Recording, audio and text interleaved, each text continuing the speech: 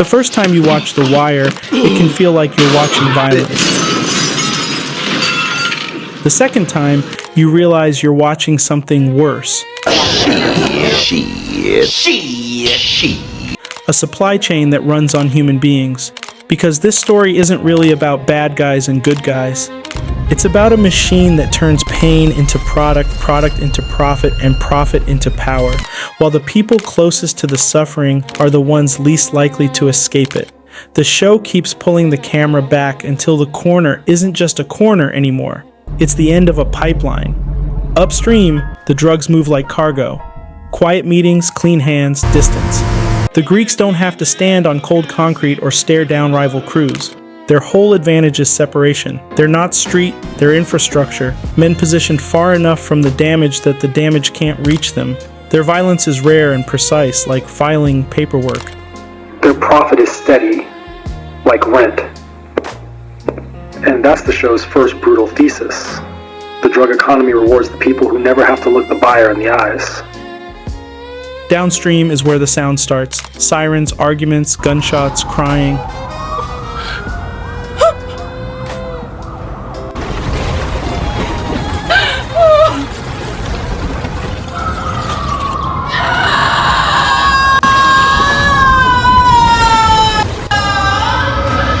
The slam of a door that might not open again. And at the bottom of that pipeline is the user. That's why Bubbles is the spiritual center of the entire series. Not because he's the most powerful character, but because he's the most honest. Thin line between heaven and here.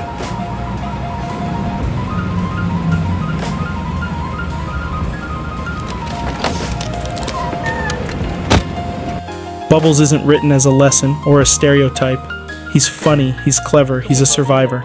And he's trapped in the most exhausting rhythm on earth: hustle, use, crash, hustle. The show treats addiction like gravity, something you don't beat with one courageous decision, but something you wrestle with every day, even when you're winning. And what makes Bubbles so hard to watch is how addiction doesn't just punish you, it reorganizes you. It turns relationships into negotiations. It turns kindness into risk. I'm going to work. You know I got night shift all this week. Well, you know I can stay down here quiet like you ain't need to fret. You don't stay here when I'm not around. That's our rule. I'm your brother, Ray. I gotta know where to go when I leave here. Last time I left you alone in my home, you dragged half my kitchen to a pawn shop. You remember that?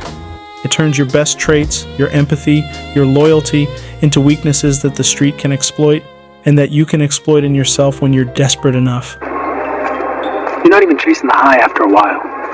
You're chasing quiet. You're chasing 5 minutes where your body stops screaming.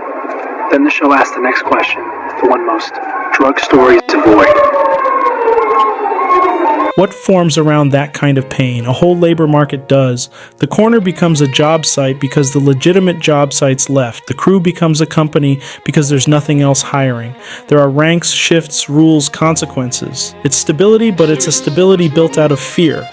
I want that motherfucker on display. We send a message to the courtyard about this motherfucker, so people know we ain't playing. And when the product is illegal, disputes don't go to court. Shit is on! Come on with it, motherfuckers! I don't give a fuck! Right here! You ain't put me up in one of them empty-ass house sleepers! They go to funerals. Reputation is contract law. My name was on the street! When we bounce from this shit here, I'm gonna go down in them corners, let them people know word did not get back to me. Let them know Marlo stepped to any motherfucker, Omar, Barksdale, whoever. My name is my name. Violence is customer service. That's how you get boys practicing cruelty like it's training. That's how death becomes communication. What? Gump-ass motherfucker.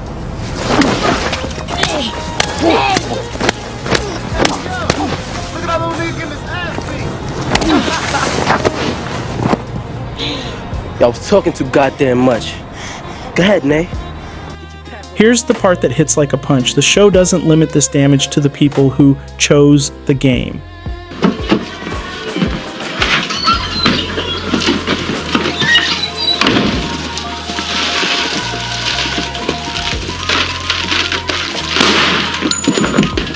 It widens the blast radius to families, and it does it through children.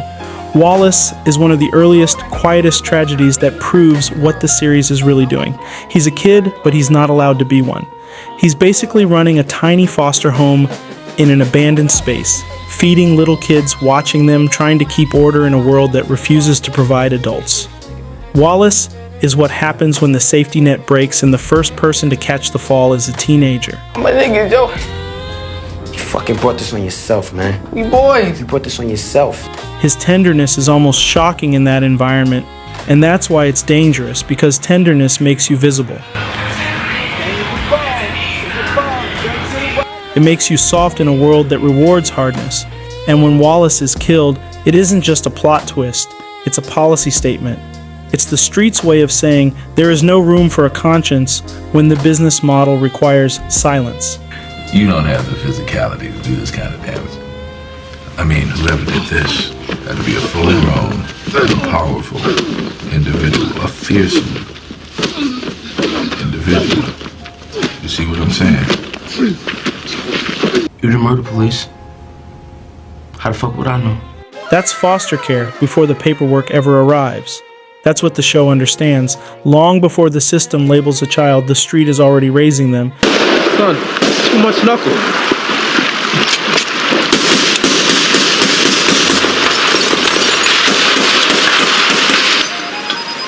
Season 4 takes that idea and carves it into stone with Dookie and Michael. Dookie is the kid the school should have saved. He's bright, he's observant, he's gentle, but he's poor in a way that isn't aesthetic. Poor like you can smell it, poor like you can't hide it, poor like you can't focus because survival is louder than algebra. He keeps getting told in 1,000 subtle ways that he's a problem to manage, not a person to build. The institutions around him do what they always do when they're overwhelmed. They process him. They push him forward. They move him along. And you can feel the tragedy forming early because Dookie's biggest flaw isn't attitude, it's that he doesn't have backup. But understand, I'm going to go down to BCCC in a few days and find out if you're enrolled. And if you are, I'm going to say, great, Duquan can come past with his certificate when he gets it. And we're still friends. And he can still rely on me. But if you aren't enrolled, then, well, I imagine I'm not going to see you again, am I? It doesn't feel like a shocking twist. It feels like gravity finishing its work. He becomes the next link in the chain, the kid who didn't get caught by school, didn't get caught by family, didn't get caught by the city, so the corner catches him instead. Not because it loves him, because it uses him. Michael Lee is the other half of that tragedy, the kid who doesn't fall, but hardens. Michael is what happens when the world teaches you early that you cannot rely on adults. His mother is addicted and unstable, and that instability forces Michael into a role no child should have: protector, provider, gatekeeper. He isn't just a kid from the streets. He's a kid managing a household emotionally, trying to keep the lights on, trying to keep the chaos from reaching the one thing he cares about most: his little brother, Bug. Bug is Michael's anchor. Bug is the one clean thing in Michael's world, and because Bug is so vulnerable, Michael becomes rigid, suspicious, hyper-alert. People sometimes misread Michael as cold, but it's not coldness, it's strategy. It's the posture of someone who learned too young that trust can get you hurt. But we always in the market for a good soldier. You see one we like, we take care of the situation. Take him in, school him, make him family. And if you're with us, you're with us. Just like we be with you all the way. You have a mind, you're in. And the show makes the mother's addiction more than background noise. It's the force that shapes Michael's entire moral universe. When his mother brings danger home, when she allows a predator into their life, Michael doesn't have the privilege of calling someone. He doesn't have the privilege of a safe adult who will handle it. I never ran from anything because I never had nobody to go to. I've always had to, where I'm going. Home to get me? Ain't nobody there. You know what I'm saying? Like, so I've always been in a situation where I'm forced to deal with it myself, so. He has to solve it with the tools the neighborhood offers: muscle, threat, alliance. The pipeline doesn't just sell drugs, it exports methods. It teaches children what violence is for. So Michael makes a choice that feels less like a choice and more like a cornered animal moving toward the only open door. He aligns himself with the kind of power that can keep Bug safe. I just want him gone. Just want them away from me and Buck. Alright. Take care of it, boss. Where you going? I'm gonna go look for him. You ain't gonna find them. Why not? And the tragedy is that the more he succeeds at protection, the more he becomes isolated. He starts cutting ties. He starts living by rules that keep him alive, but separate him from everyone who could have pulled him back. His mother's addiction didn't just harm her, it drafted her son. That's the family impact the show never stops emphasizing. Addiction is not a private sickness, it spreads outward. It changes the job description of everyone in the house, especially children. You got any children? Yes, I do. I got two, a boy and a girl. And then there's Bubbles again, because if Dookie is the warning and Michael is the adaptation, You was never one of us. You never could be. Bubbles is the argument that a human being is still in there. No, what you do? What you do? Oh, man, come on, Sharon. Come on, man. Come on. You're not supposed to do this, man. Bubbles' journey matters because it's the only arc in the show that feels like light breaking through a boarded-up window. But even that light is earned the hard way. The show refuses to make recovery a montage.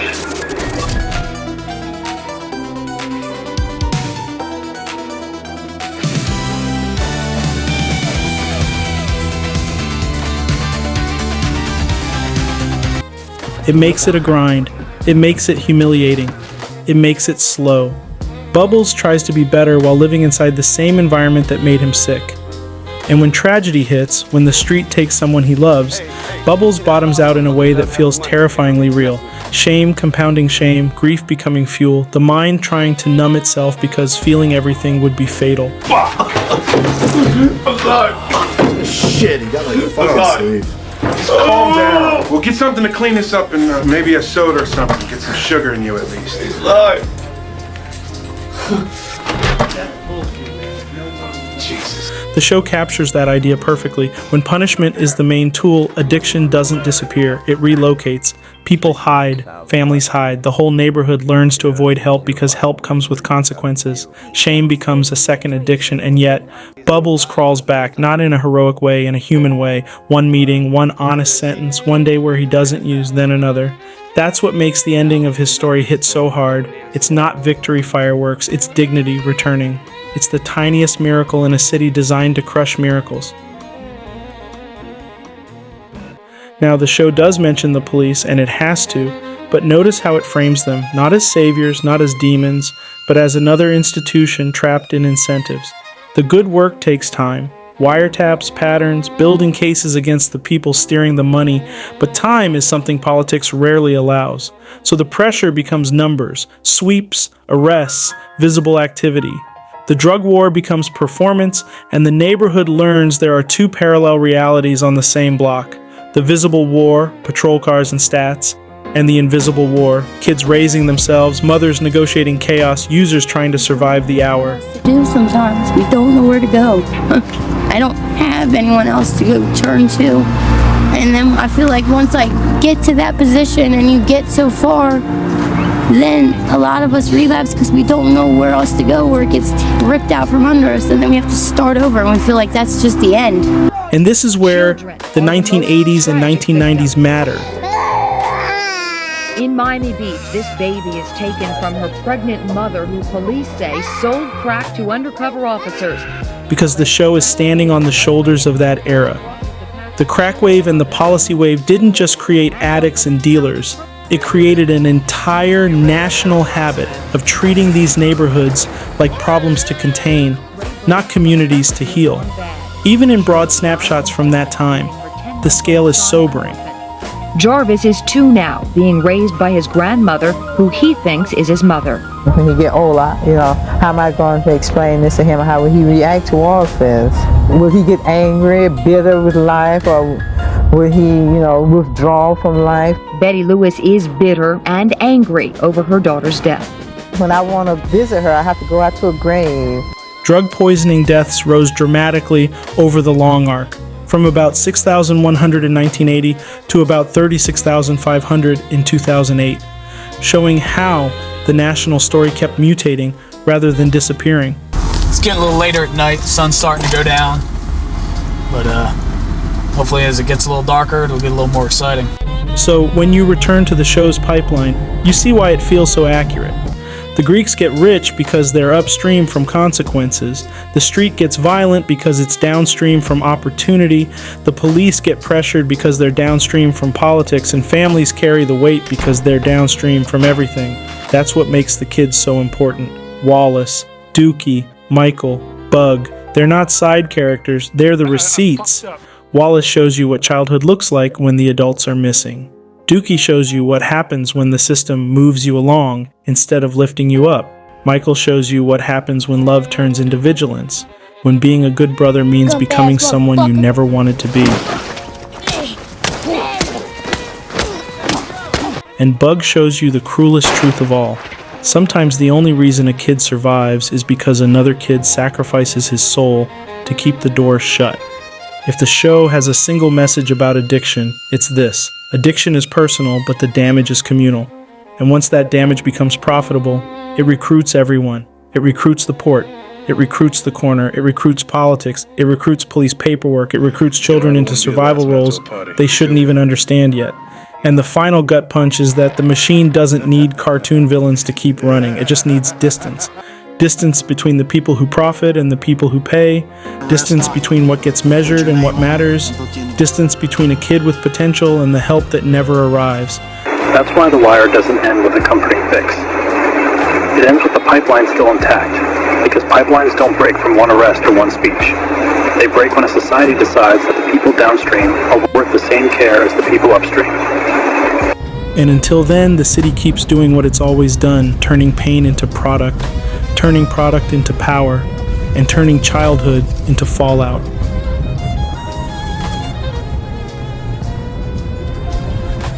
This stuff, Michael? What difference does it make? I got it, didn't I?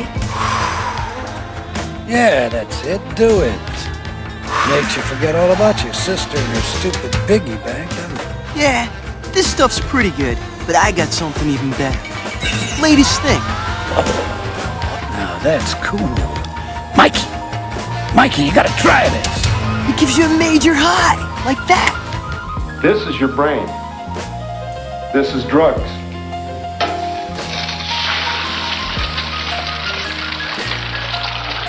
This is your brain on drugs. Any questions? Thank you for watching to the end. If you enjoyed what you saw, please like, share, and subscribe. I might do a bunch of Wire videos based on how this goes. Any feedback would be great. See you in the next video.